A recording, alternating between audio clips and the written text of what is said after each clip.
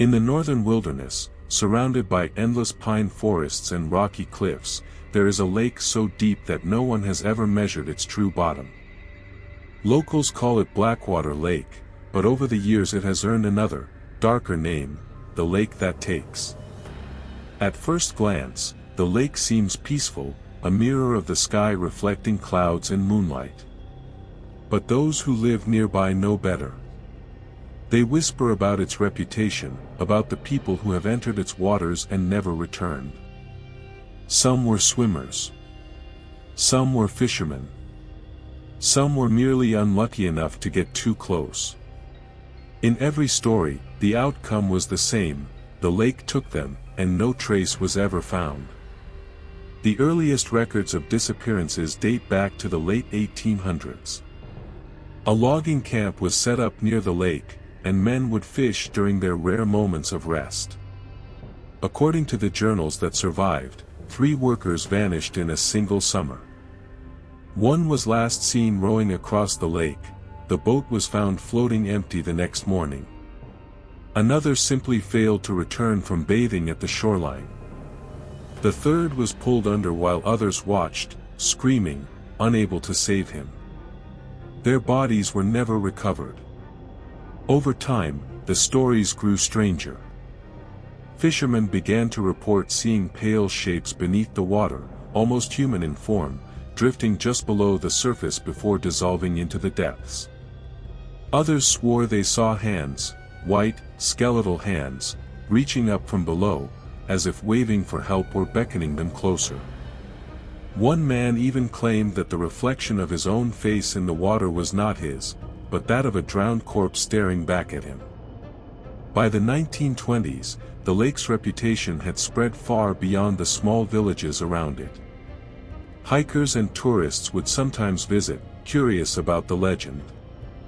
A few even camped near the water's edge. Some returned with unsettling stories of their own: the sound of splashing when the surface was perfectly calm, the sensation of being watched from the depths, the whispers that rose from the water on windless nights. But not everyone returned. One of the most infamous cases occurred in 1937. A family of 4 rented a cabin near the lake for the summer. One morning, the children were playing by the shore while their parents cooked breakfast. When the mother looked outside, she saw her 2 children standing in the shallows, staring down into the water. She called to them, but they did not respond. By the time she and her husband reached the lake, the children were gone. The parents dove in, searching frantically, but there was nothing: no splash, no bubbles, no sign of struggle. The children had simply vanished. The cabin remains abandoned to this day. As decades passed, the disappearances continued.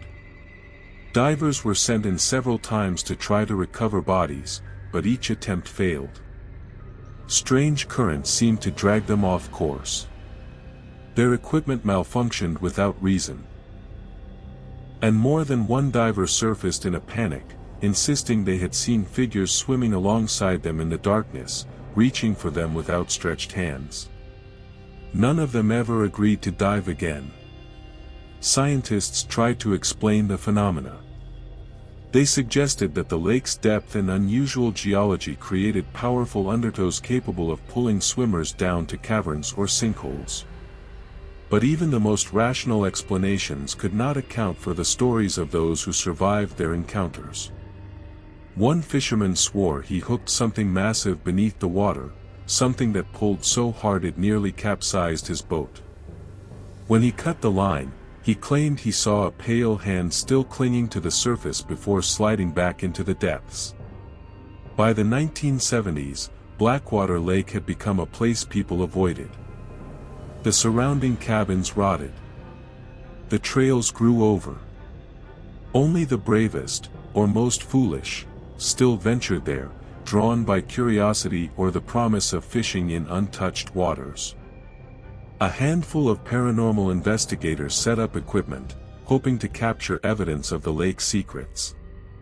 Some recorded strange sounds, faint knocking, muffled voices, the sound of water splashing where nothing moved.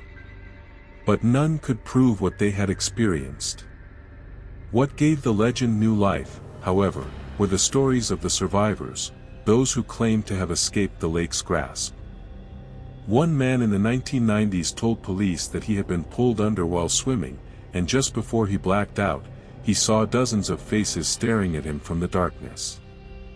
They were not floating bodies, he insisted, but living, moving forms, like a community beneath the water. He described the sensation of icy hands dragging him downward until, suddenly, they released him. He surfaced gasping, alone, and swore never to set foot near the lake again. Even now, the stories continue. Locals say that on certain nights, when the moon is high and the water is still, you can see ripples forming in the middle of the lake, as though something is moving just beneath the surface. Some claim that if you stare too long, you will see faces looking back at you, faces that open their mouths as if to scream, though no sound emerges. Others whisper that the lake calls to its victims. They say that those who disappear are not random, but chosen. That the lake finds a way to draw them closer, whether through curiosity, dreams, or voices only they can hear. And once you hear the call, you cannot resist it. Today, Blackwater Lake remains officially unmarked on most maps. The government has fenced off the old trails, citing safety concerns and unstable terrain. But locals know the truth. They say the lake is still there, waiting, as patient as it has always been. Some claim to have seen lights glowing beneath the water, moving like lanterns in the dark. Others believe the lake is not just a body of water, but a gateway, to where, no one can agree. A world of the drowned? A portal to somewhere beyond life? Or perhaps the lake itself is alive, hungry, and eternal.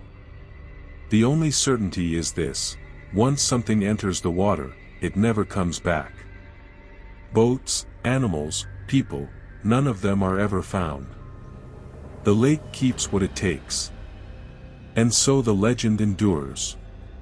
Visitors pass through the region and hear the whispers of the lake that takes. They may laugh at the stories, dismiss them as folklore, and walk away shaking their heads.